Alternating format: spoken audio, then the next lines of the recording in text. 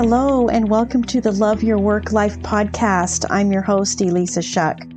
Whether you're going for that next promotion, looking for a job, or making a career pivot, I'll teach you how to navigate it all so you can have the career you want.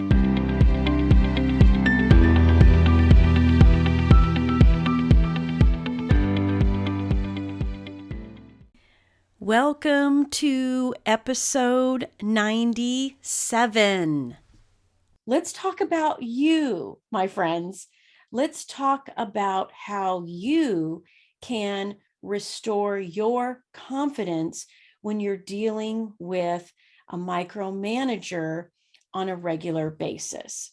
Because micromanaging behavior starts to wear on you and you start to question your own reality about what you know and how you do it and all the things that you love about work, you start questioning. You know, it's so interesting when I think about micromanaging because it can be a leadership style. We hope not, right? But the reason it's so demoralizing is because it's kind of demonstrating lack of trust in your ability to do the job, lack of awareness, having someone hover over your shoulder all the time just eventually wears you down. And that's what creates the toxic work environment. So it's not, to the level of bullying, for sure, but it's kind of this slowly increasing feeling of defeat, feeling demoralized, feeling like you're not trusted, that starts to create an environment that's just ultimately isn't sustainable. You might be wondering, how can I even endure this? I was hired to do a job because you believed I could. So why am I now having someone have their hands in every little thing I do? It feels like you're not getting credit for anything that you're doing. And you might not be. That's just the way it is. And getting credit from the outside, looking for outside validation comes and goes. And that's why I want to walk you through this and talk about restoring your own confidence. First thing is to track your progress and accomplishments.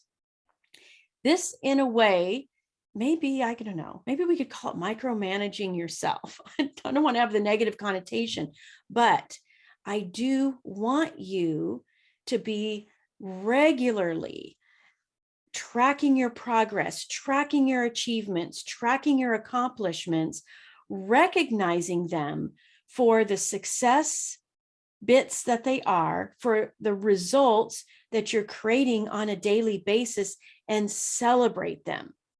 Because you are giving yourself validation.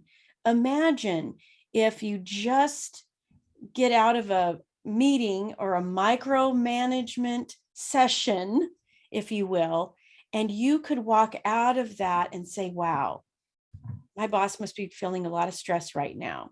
But you know what? I know what I'm doing. I have got it under control. And look back at your week's accomplishment, look back at your month's accomplishment. In my dream world, I would have all of you have a notebook with accomplishments in it by week, sorted by month for the entire year. Imagine how cool it would be to look back on everything you accomplished in an entire year. And if you ever decide to make a career move, those come in really handy. You don't have to start digging around in the recesses of your brain to figure that stuff out. And recognizing these things in yourself will start to restore your confidence when micromanagement has you feeling beat down. Now, reminding yourself that it's not about you is also a really great way to restore your confidence. Maybe they don't feel trusted, and that is now getting reflected onto you, that you're not being trusted. So remind yourself, hey, this isn't about me. I deliver. That can be a really great way to restore your confidence. The other thing is just pure and simple thought management.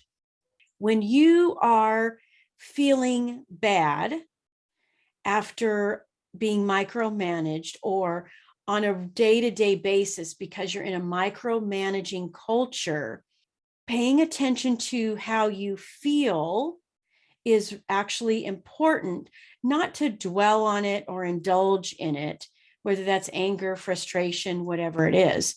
The reason you're feeling angry and frustrated or demoralized or defeated is because of something you are thinking. One of my favorite authors and psychologists that I've studied over the course of my career is Viktor Frankl. And if you never have read his book, Man's Search for Meaning, it's an awesome book. It's tough, but it's so powerful. It is something that will change your life. But Viktor Frankl, in his psychology method, he talks a lot about that little space, the space between what's happening to us and what we're thinking about what's happening to us. That's the space I want you to look for, because when you find that space, that's where you can now start to be intentional about your thoughts instead of slipping into default thinking patterns. So if you're micromanaged and you're thinking, they don't trust me, that thought, they don't trust me, is going to create a very specific feeling inside you and probably also result in some actions. How do you act? How do you behave when you feel that when you feel defeated? You might not show up the way you really want to show up. You might start to shut down, or you might overproduce. And now you're working way more hours and your personal life is suffering. We're all such individuals that the thought, they don't trust me, results in feelings and behaviors that are very personal to you. And if you're an overachiever, you probably go into overdrive. That's what I used to do. Okay, well, how about if I just start answering emails at 10:30 at night, just to prove to you that I do know what I'm doing and that I am committed? Not healthy. So watching your feelings and then reverse engineering that back to, what am I thinking that's making me feel this way, is such a good way for you to restore your confidence. Because when you can start controlling your thoughts and think something like, wow, they must be under a lot of pressure right now. If that's your thought, the feeling you have may be helpfulness. And how do you act when you feel helpful? Helpful isn't frantic, right? Helpful is grounded. Helpful is curious. Helpful is looking for how you can make a difference. And when you are looking for how you can make a difference, guess what? You feel better about yourself. Another little piece of our human nature that you can leverage. Anytime you find yourself in a micromanaging situation, slow down your own process in your brain and decide to think intentionally. We have an amazing capacity to have multiple levels of consciousness going on at the same time. So when you start to go down a path that feels like default thinking, they don't trust me, this is crazy town, why am I even here? Those thoughts you can actually use as triggers for slowing down and thinking a better thought. It's a way to kind of hack it. Because sometimes those positive thoughts are hard to come up with on the fly. But if you have some created in advance, some intentional thoughts you want to have, when you enter a micromanaging situation, then as soon as you feel yourself going this way, you can say, oop, nope, okay, stop. This is the thought I'm going to insert instead. It works. It takes practice, but it works. So have those thoughts ready in advance, the intentional thoughts. Base those thoughts on accomplishments, results, impact that you know you have, and you will be able to gradually restore your confidence and maintain your confidence. All right. Final thoughts. I want you to assume that they will never change. You're not there to change them. You're there to manage the situation. You're there to believe in yourself. You're there to help as much as you can and do your job. So let's assume that they're not going to change. How do you want to show up? That's the big question. Let's assume it's the worst kind of micromanaging out there. You can decide how you show up in that situation. It's kind of like what I was talking about, going back to those intentional thoughts and deciding them in advance. That's something that you can decide. And if you want to show up as confident, secure, capable, find some really good words for you.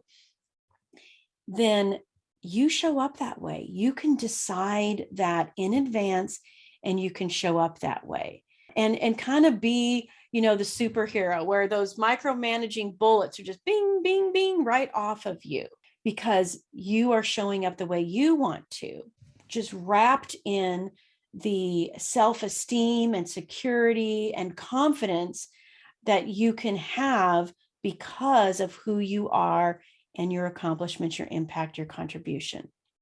The other thing that I want to offer is you can actually decide, and this is the thought to take on for yourself to help you show up better, to help you just manage this is, what would I need to believe about myself to, and then fill in the blank.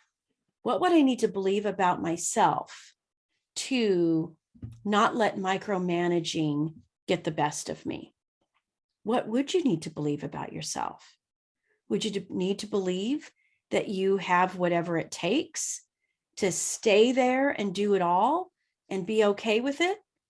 Maybe you're at your limit.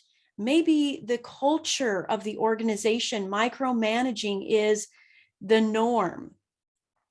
What would you have to believe about yourself to leave that micromanaging culture?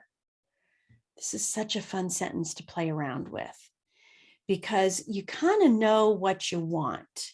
So what would you need to believe about yourself to go for what you want?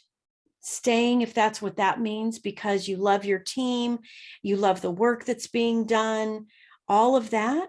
Or what would you need to believe about yourself to make the move that you've been imagining? Such a good question. All right, my friends.